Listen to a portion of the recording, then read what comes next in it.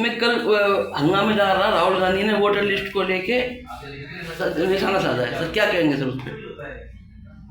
ये राहुल जी कब क्या कर दे ये कुछ पता नहीं है। उनकी हरकतें ऐसी है, आपने देखा होगा, इतिहास गवाह है कि कब तो वो जाकर के पार्लियामेंट से अपनी सीट से उठ करके और देश के प्रधानमंत्री से गले भी मिल लेते हैं।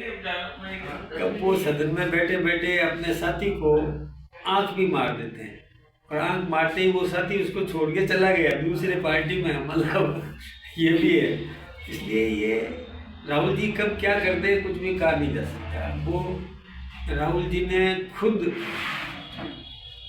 उस समय के कांग्रेस के प्रधानमंत्री और उनकी कैबिनेट का नोट जो था उसको फाड़ दिया। तो ये राहुल गांधी जी कुछ भी कर सकते हैं। जब अपनी खुद की सरकार थी उनकी और उनकी सरकार के कैबिनेट का नोट उन्होंने फाड़ दिया। इसलिए राहुल जी से कोई ये सोचे कि कोई वो एक बार व्यवस्थित चलेंगे, वो व्यवस्थित चलने वाले नहीं हैं और मैं तो इसको गंभीरता से लेता भी नहीं। सर छत्तीसगढ़ के पूर्व सीएम के यहाँ ईडी की जो रेड पड़ रही है उस पर सचिन पायलट ने बोला है कि ये एक देश उसकी बदला लेने की भावना से काम कर रही है बीजेपी। देखिए, ईडी एक स्वतंत्र संस्था है, वो जांच करती है और एकदम नहीं करती। वो कई लंबे समय से नज़र गड़ाए बैठे रहते हैं वो और कई सूत्र एकत्रित करते हैं। सोर्सेज है उनके पास में, सबूत इकट्ठे करते हैं। सबूत इकट्ठे करने के बाद जब पर्याप्त परिस्थितियां बन जाती है कि सबूत सारे ऐसे गए हैं कि अब तो छापा मारना ही पड़ेगा, तब छापा मारते हैं। इसलिए कोई ये नहीं है कि बदले की भावना से हमने कह दिया और कर ले, वो ऐसा संभव नहीं है। वो अपनी प्रतिष्ठा है उनकी, उस संस्था की भी अपनी प्रतिष्ठा है। यदि ऐसे ही वो राजनीतिक दृष्टि से करते रहेंगे तो प्रतिष्ठा खराब हो जाएगी। इसलिए वो अपनी प्रतिष्ठा बचाए रखते हैं और उन्होंने पूर्व मुख्यमंत्री जी ने किए हैं ना, वो जब ही रहे। समय समय पर समाचार पत्रों में और मीडिया में भी आया है कि उन्होंने क्या क्या गड़बड़ झाला किया है। तो इस कारण से यदि उन पर हुआ है तो न्यायोचित ही है। सर धीरेन्द्र शास्त्री जी बिहार दौरे पर हैं, तो कांग्रेस के बड़े नेता तारिक अनवर बोल रहे हैं कि एनडीए बाबा को गलत इस्तेमाल कर रही है। अब आप देखिए, एनडीए अपना काम कर रहा है और व्यवस्थित रूप से अपना काम कर रहा है और वो लोग कुछ भी सोचते रहते हैं तो सोचने का तो उनका राइट है, वो सोचे। बोलने का भी मौलिक अधिकार है, इसलिए बोले।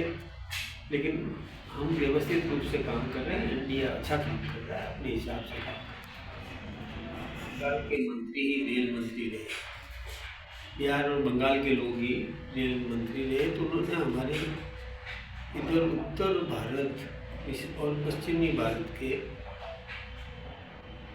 निमित्त कोई बहुत अच्छा काम नहीं किया। तो अब हम मांग कर रहे हैं, जब रेलवे का विस्तार हुआ है, रेल मंत्री जी ने बहुत तैयारी अच्छी की है। मोदी जी ने पूरी छूट दी है कि रेलवे का विस्तार भी करो, इलेक्ट्रिफिकेशन भी करो, सफाई और समयबद्धता इन सब का भी विशेष ध्यान रखो, प्लेटफॉर्म्स का उच्चीकरण करो। ये सब बहुत अच्छा काम किया है। तो हमने भी मांग की है कि हमें भी पाली से दिल्ली सीधी ट्रेन मिल जाए और कई लोग मांग कर रहे हैं कि हमारे स्टेशन पर भी ट्रेनों का ठहराव सुनिश्चित किया जाए। तो समय का ध्यान रखते हुए यथासंभव उन नागरिकों को भी, यात्रियों को भी सुविधा मिले, इसका प्रयास रेल मंत्रालय भी कर रहा है और अच्छी बात है। हम और चाहेंगे कि इसका और विस्तार हो और अच्छा हो।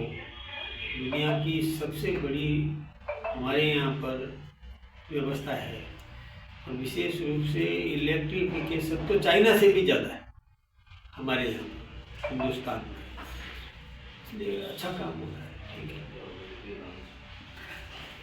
सब प्रधानमंत्री मॉरिशस दौरे पर है 2 दिवसीय, तो क्या देश के लिए क्या? देखिए, प्रधानमंत्री जी ने दुनिया में भारत की प्रतिष्ठा बढ़ाई है और दुनिया के 40 से अधिक देशों ने अपने देश का सर्वोच्च सम्मान हमारे प्रधानमंत्री जी को दिया है। प्रधानमंत्री जी भारत के प्रत्येक नागरिक का जीवन स्तर भी ऊंचा उठा रहे हैं, भारत में विकास भी कर रहे हैं, भारत में और औद्योगिक विकास और यहाँ पर रोजगार देने की दिशा में भी काम कर रहे हैं और साथ ही साथ दुनिया में भारत की प्रतिष्ठा भी बढ़ा रहे हैं। ये बहुत अच्छी बात है। दुनिया में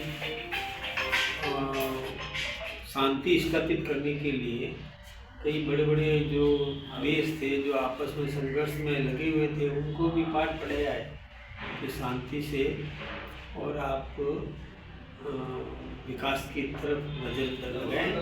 केवल संघर्ष करना, हर समय लड़ाई झगड़ा करने से घाटा होता है, नुकसान होता है, विकास बाद में बाधित बनता है। ये दौड़ भी दौड़ो, प्रतिस्पर्धा भी करो तो अधिक विकास में करो। तो ये दुनिया ने माना है इसको। हम तो सर्वे भवन्तु सुखिनः का भाव रखते हुए जाते हैं, वसुधैव कुटुंबकम का भाव लेकर के जाते हैं। तो प्रधानमंत्री जी की प्रतिष्ठा तो इसी कारण से और उनके कार्य से, उनके व्यवहार से, उनके द्वारा दिए गए मार्गदर्शन से दुनिया में लाभ भी होता है।